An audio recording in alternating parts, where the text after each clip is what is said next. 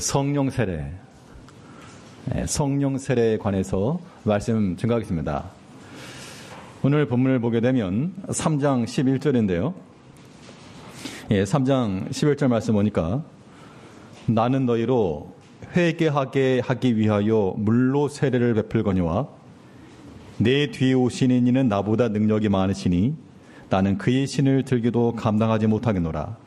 그는 성령과 불로 너희에게 세례를 베푸실 것이요. 우리 오전에 살펴본 거는 좋은 열매를 맺어야 되겠다. 그 좋은 열매라고 하는 것은 믿음으로 말미암는 열매인데 하나님을 경외하는 마음과 또 우리의 성결한 마음을 통해서 선한 열매를 맺혀서 하나님의 천국 창고에 가득 쌓아놓아야 되겠다. 그런 맥락에서 말씀을 살폈고요. 이번 시간에는 이 성령 세례에 관하여 오해하고 있는 것들이 있을 수 있기 때문에 바른 성경적 관점을 갖고자 합니다.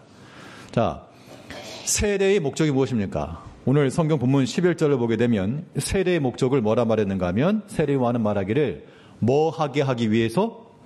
회개하게 하기 위해서. 그러니까 세례를 베푼 목적은 너희 회개하라. 회개를 촉구하는 그 의미에서 물로 세례를 준 겁니다. 그러면 세례 요한이 내 뒤에 오시는 이가 계시는데 그는 나보다 능력이 많아가지고 나는 물로 세례를 주지만 그는 너희에게 성령과 불로 세례를 베푸실 것이라. 그럼 이 성령과 불로 세례를 베푸는 목적은 또 무엇일까요? 동일하게 뭐하게 하기 위해서? 회개하기 위함인데 여기서 말하는 회개라고 하는 것은 우리 모든 죄사함을 말하는 겁니다. 죄사함. 그래서 우리가 성령 세례 그랬을 때 불 받아라, 불 받아라.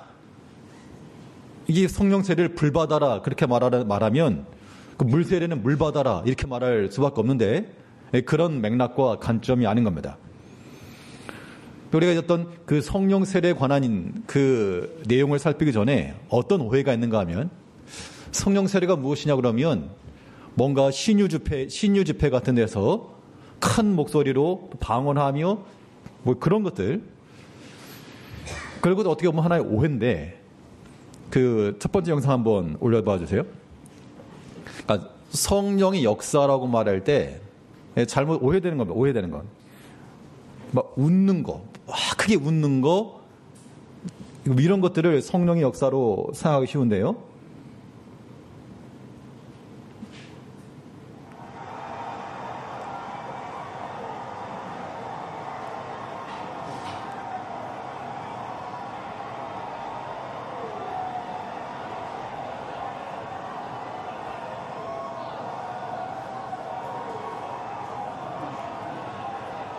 지금 저 앞쪽에 어떤 목사인지 어떤 교주인지 웃는 겁니다. 막 이렇게 웃는 거예요, 지금.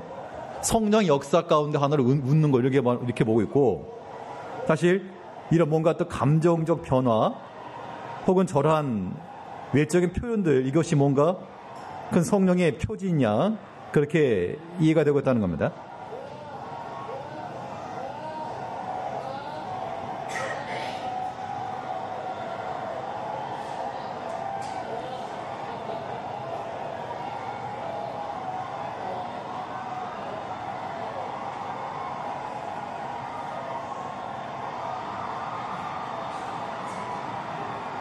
댄스 타임. 예, 일단 멈춰보시죠. 그거 되게 재밌죠? 여기 외국만 그런 게 아니에요. 우리나라 걸리면 또 괜히 또 초상권 걸린다고 할까봐. 일반 다른 신유 집회 혹은 어떤 그런 거 하다 보면요. 정말 광란이에요. 광란의 댄스 타임 같은 경우. 예, 내리셔도 됩니다. 그 사실은 우리가 우리 일반적으로 제일교회도 마찬가지인데요. 우리 이렇게 예배 드리는 그런 시점에서 우리가 진짜 예배 제대로 드리고 있는 거 맞나? 우리가 지금 성령 받은 게 맞나? 이러한 체험이나 이런 부분이 있어서 우리가 스스로 못한다라고 생각하기 때문에 뭔가 저렇게 열정적이고 열광적인 것들에 대한 그런 부러움들을 다들 가지고 계신다고요. 그리고 예를 들어서 우리 어떤 기도회 가운데 마찬가지입니다. 금요 기도회들 같은 경우에도 조용히 묵상 기도하고 조용히 침묵 기도를 하게 되면 이거 제대로 기도하고 있는 거야? 그런 인식을 갖기 쉽다니까요. 어떻게 통성기도도 하나 못하냐 그렇게 말하시다고요. 아니면 정말 막 방언하는 듯한 그런 말을 하면서 따따따 랄랄라를 외치면서 좀 그렇게 열광적으로 열정적으로 자기를 주체하지 못할 정도로의 그런 감정적 흥분을 보이게 되면 뭔가 참 대단한 것이 있는 것 모양 착각하기 쉬운데 성령 세례라고 하는 것이 그런 게 아니다라고 하는 겁니다. 우리가 어떤 체험적 부분에 있어서 그러한 심리적 체험이나 이런 것들을 주장하거나 그런 것들을 부르하는 사람들에게는 저는 것 하나의 흥망의 대상이 될지 모르지만 그러나 성경에서 말하는 성령 세례 예수님께서도 그러하셨고요. 저렇게 댄스하지 않았습니다. 바울도 그랬고요. 댄스하지 않은 겁니다. 그 안에는 성령의 확신이 있었으나 거긴 질서가 있었고 또 명확히 껴있는 하나의 말씀이 근거한 그런 반응들이었죠. 자, 성령 세례에 대해서는 신약 성경에 7개의 구절이 있습니다. 몇 개의 구절이 있다고요? 7개의 구절이 있는데 그걸 구분해 보게 되면 4개는 세례 요한이 내 뒤에 오실 리가, 즉 예수께서 성령으로 세례 주실 것이다 라고 하는 것을 고지한 것, 그러니까 예언한 거죠. 그러니까 7개의 성령 세례 내용 가운데서 4개는 세례 요한이 앞으로 그리스도가 오셔서 성령으로 세례를 베풀 것이다 라고 하는 예언적인 내용이고요. 그 다음에 2가지는 오순절 성령 사건과 연관되는. 그래서 우리가 지금 가장 여기서 이제 문제시 되는 게 무엇인가 하면, 그럼 우리도 성령 세례 받아야 되냐? 이제 그 질문이거든요. 그러니까 지금도 성령 세례 받아야 되느냐라고 그 질문을 우리가 어떻게 이해하는가 하면, 우리가 비록 예수님 믿고 회심을 했어도 우리가 중생한 백성이라 그래도 성령 세례라고 하는 또 다른 포인트가 필요하다라고 주장한다는 겁니다. 즉 회심 있고 성령 세례라고 하는 일정한 인터벌, 시간의 간격이기 때문에 이게 있어야 된다라고 주장하는 사람들이 있고, 그게 오늘날 이제 오순절주의죠. 근데 오늘 우리가 믿는 바는, 그러니까 세 번째 바울은 뭐라 말했는가 하면 성령 세례를 말하면서 이 성령 세례라고 하는 것은 회심 이후에 쓸 제2의 경험, 또 다른 뭔가 뒤집어짐이 아니라 이미 우리가 처음 예수를 믿을 때 회심과 동시에 일어난 사건이다라고 보고 있다는 겁니다. 즉 성령 세례라고 하는 것이 우리가 예수를 믿고 구원받았어도 나중에 또 뭔가를 받아야 되는, 랄랄라 따따따 하면서 받아야 되는 제2의 체험은 아니다라고 지금 이야기하고 있다는 겁니다. 자, 이거에 대해서요. 오늘 내용은 조금은 딱딱할 수 있지만 중요한 거기 때문에 한번 잘 생각해 보시기 바랍니다. 자, 첫 번째, 오늘 나눠드린 프린트를 한번 보시죠. 성령 세례에 대해서 한 7개의 구절이 있는데, 첫 번째는 세례 요한이 성령으로 세례 베푸실 것에 대한 예언적 측면에서 4가지를 말했습니다. 그 4개의 성경 구절은 그 의미는 다 비슷합니다. 성령과 불로 너에게 세례를 주실 것이라. 마가복음, 마태복음, 누가복음, 요한복음, 사복음서에 걸쳐서 하나씩 다 나와 있죠. 자, 이것은 아직 그리스도께서 등장하시기 전이기 때문에 어떤 예언적 관점에서 성령으로 세례를 베푸실 것이다 그랬는데요. 나머지 3가지 그 성경 구절에 있어서 의미가 있습니다. 두 번째는 이 오순절 사건. 자, 오순절이라고 하는 펜타코스트라고 말하는데 6월절로부터 50일째가 됐다 그 얘기입니다. 그때 우리가 사도행전에 보게 되면 성령 강림 사건이죠. 그래서 성령께서 임하신 이후, 그 성령이 임하신 이후 나타났던 성령의 징표들이 그 다음에 또 나타났다. 그 때문에 우리는 성령 세례를 또 받아야 된다라고 주장한다는 겁니다. 그와 관련해서 사도행전 1장 5절에서는 너희가 몇 날 못 되어 성령으로 세례를 받을 것이라. 이건 오순절 사건과 연관이 있고요.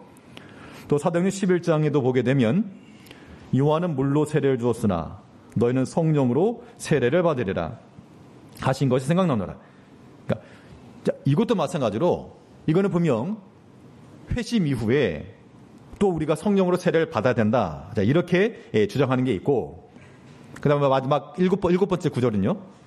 총 7개 중에서 지금 앞에 4개, 뒤에 2개. 마지막에 고린도전서 12장 13절을 보게 되면, 여기 한번 같이 한번 읽어보죠. 1번에 동그라미 3번입니다. 고린도전서 12장 13절. 시작. 우리가 유대인이나 헬라인이나 종이나 자유자나 다 한 성령으로 세례를 받아 한 몸이 되었고 또 다 한 성령을 마시게 하셨느니라. 그러니까 앞에서 세례 요한이 말한 성령 세례라고 하는 것과 지금 뒤에서 바울이 말한 성령 세례가 다른 건 뭐냐면 세례 요한이 말한 것은 앞으로 그리스도께서 오셔서 우리에게 베풀어 주실 것이다 라고 하는 예언적 일이라면 바울 사도가 하는 말은 이미 그리스도께서 오셨던 것에 대한 과거적인 것을 평가하고 있는 거예요. 해석이죠. 그렇다면 우리는 세례 요한의 이런 예언적 말씀보다 이 사도 바울의 이 평가, 해석적 평가에 우리가 더 방점을 둬야 되죠. 이때 앞에 있는 모든 것들은 세례를 베푸는 자가 그리스도시요 성령으로 세례를 베푸실 것이다 라고 되어 있는데 이 고린도서 12장 13절 내용은 성령 세례를 베푸는 그 주체자로서의 성령이시고 또 성령 세례를 받은 이후에 제2의 경험이 필요하다라고 하는 것이 없고 유대인이건 헬라인이건 종이건 자유자건 다 한 성령으로 세례를 받았다라고 말하고 있습니다. 이것은 보면 그리스도를 처음 믿을 때, 즉 우리가 회심이 일어날 때, 그러니까 이 회심이라고 하는 이 중생의 경험이라고 하는 것도 우리 어떤 눈에 보이는 그런 급진적인 것이라기보다도 예수님께서 말씀하신 대로 성령으로 난 사람은 다 이와 같다. 바람이 임의로 불매, 바람이 부는 건 알지만 어디서 와서 어디로 가는지 모르는 것처럼 성령으로 난 사람도 다 그러하다. 우리가 언제 성령을 받았는지 알 수는 없으나 그러나 분명한 것은 우리 마음 가운데 하나님을 믿게 되고 또 그 예수를 믿게 되고 이런 것들이 다 성령 받은 증거다. 우리는 그렇게 보는 겁니다. 그렇기 때문에 난 체험적으로 다른 사람들 하는 것처럼 그런 열광적인 신앙의 체험이 없더라도 우리가 그리스도를 아는 것 자체가요. 성경에서는 성령으로 아니하고는 예수를 주시라 할 수 없다 그랬으니까 우리가 그리스도를 예수로 우리 주로 고백하는 모든 성도들은 이미 누구를 받았다, 무엇을 받았다? 성령을 받았다 그 얘기입니다. 그러니까 제2의 경험이라고 하는 것과 성령 세례를 동일시해서는 안 된다. 지금 그 얘기를 하고 있는 겁니다. 그럼 이 오순절 성령 사건 어떻게 이해할 것인가 라고 하는 것인데 이 오순절이 있었던 이 성령 감 사건은 하나의 어떤 역사적 전환점이었다는 겁니다. 그러니까 예수님께서 육신의 몸을 입고 태어나신 이 탄생, 예수님께서 사람의 몸을 입고 태어나신 것이 연속적입니까? 아니면 단회적인 겁니까? 단회적인 거죠. 오실이라고 예고되었고 역사 한 순간에 반드시 오셨어야 되는데 그 역사적 순간에 사람의 몸을 입고 태어나신 거죠. 그렇다고 해서 예수님께서 계속해서 반복적으로 매년마다 태어나셔야 되는가? 그건 그럴 수 없다는 겁니다. 그것은 단회적이고 그거는 불연속적인 그런 사건이죠. 오순절 사건도 마찬가지로 성령께서 우리 가운데 임하실 것에 대해서 이미 예수님께서도 말씀해 주시고 내가 떠나가면 너에게 보혜사를 보내야겠다. 그 약속한 대로 오시는 건데 이것도 예수님의 태어나신 탄생과 똑같이 역사적 어느 한 시점에 분명히 있어야 될 일이고 그래서 그것이 오순절날 그 마가다라방에 모였던 사람들이 나타난 겁니다.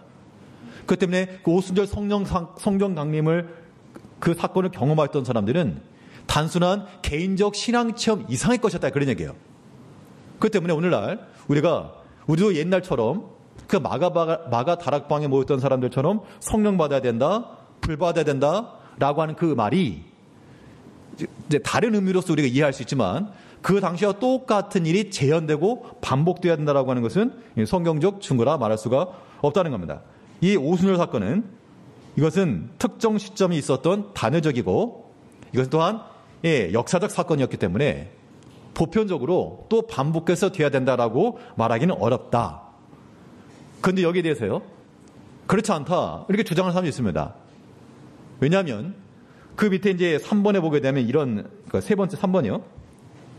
3번에 보게 되면 세 개의 성경 구절 나오는데 그 성경 구절이 다 오순절 성령 강림 사건과 똑같은 표지가 나타났다는 겁니다. 그래서 사마리아에서 사도행전 8장은 사마리아에서 성령의 강림하신 사건이 나타났고요. 또 사도행전 10장에서는 이 고넬료와 그 가정 가운데서 나타났고 19장에서는 에베소에서 또 이렇게 나타났습니다. 그러니까 이걸 예를 들어가지고 봐라. 오순절 성령 강림 사건은 이거는 단회적으로 끝난 것이 아니라 오늘날도 우리가 반복적으로 받아야 되는 것이다 라고 말하는 것인데 자, 이걸 우리가 어떻게 이해하는가 하면요. 이 사마리아, 그다음에 고넬료, 에베소 지역에 있었던 그 성령 강림 사건에 대해서는 사도행전 1장 8절 말씀을 근거로 우리가 해석을 해야 됩니다. 사도행전 1장 8절에 있는 말씀의 내용이 무엇인가 하면 성령이 너에게 임하시면 너의 권능을 받고 어디와 어디? 예루살렘과 사마리아와 온 땅끝까지 이르러 내 증인이 되리라. 그 때문에 이 마가다락방에 있었던 성령 이 오순절 사건은 말 그대로 예루살렘과 유대에 있었던 그곳에 있었던 이 성령의 부어주심 그생 경험이었고요.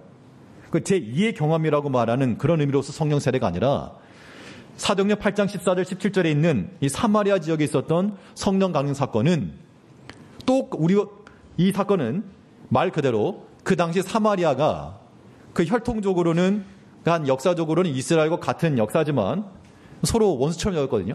서로 상종하지 않고 그 때문에 예루살렘과 유대와 예루살렘과 사마리아 지역에도 이제 성령의 부어주심을 지금 역사적 사건으로 보여주신 겁니다. 그래서 이것이 사마리아의 오순절이라고도 말할 수 있고요. 그 다음에 이방인에게도 전달된 거죠.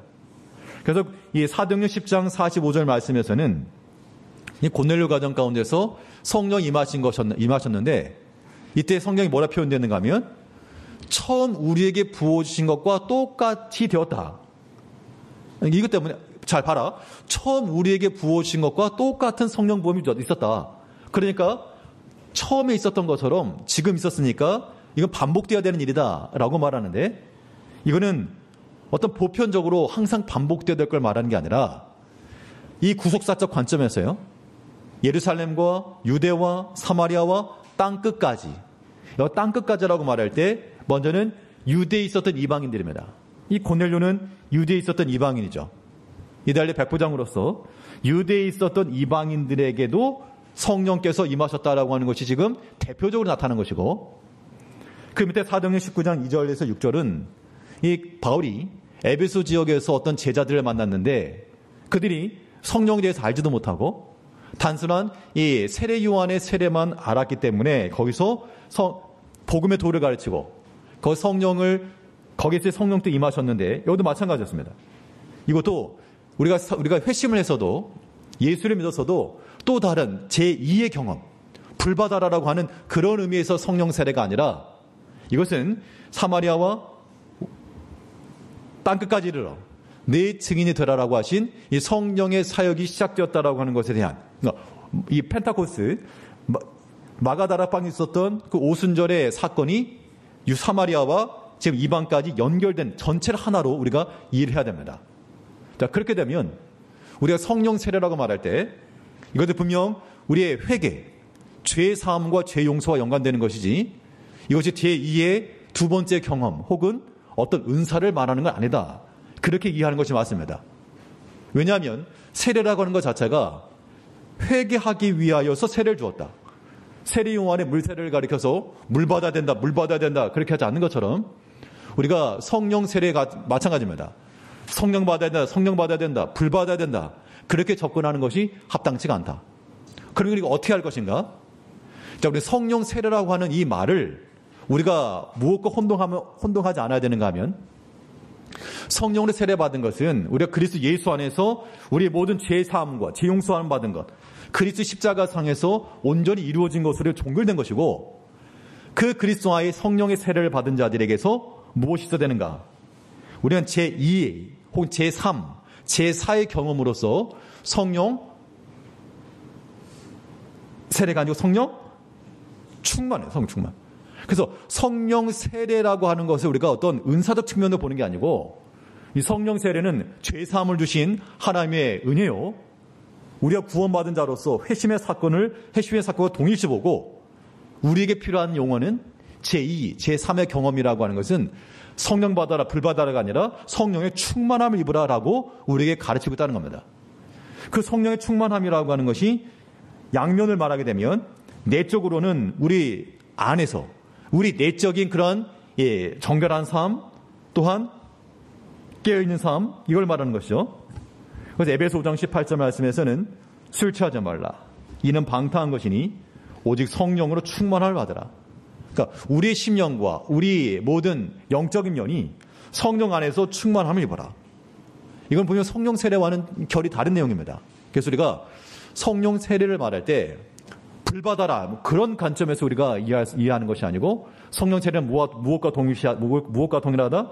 우리 죄사함의 사건, 회심과 우리는 회심과 같은 사건으로 우리는 이해하고 우리에게 필요한 제2의 경험이라고 하는 것은 성령의 충만함을 받는 것이다. 뿐만 아니라요. 성령을 받았다라고 말할 때는 단지 자기 혼자 즐거워하려고 그걸 받는 게 아니에요. 자기 내적인 그런 위로, 자기 만족으로서 성령 충만을 받는 게 아닙니다. 성령의 충만함을 받은 자들의 특징이 무엇인가 하니 외적인 경험이 나타난다 그 얘기입니다. 내가 속으로만 내가 믿고 내가 즐겁고 그런 게 아니고 성령의 충만함을 받는 사람들의 특징은 외적인 경험으로서도 나타나는 거예요. 사도행전 4장 31절을 보면 빌길의 다음에 모인 곳이 진동하더니 무리가 다 성령이 충만하여 담대히 하나님의 말씀을 전하니라.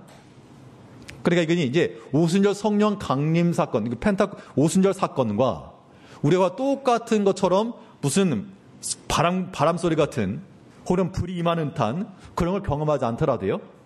성령께서 우리 가운데 충만하시면 우리는 하나님의 말씀 안에서 담대해 주시다 그 얘기를 하고 있는 겁니다. 우리가 추구할 건 바로 그런 거예요. 그 영상 하나 더 보여주세요. 이건 그 오순절 사건에 대한 영화를 만든 것인데 마지막 대사를 좀 공유하고 싶어서 그런 겁니다. 이건 실제로 그랬다기보다 이렇게 이제 상상으로 만든 영화입니다.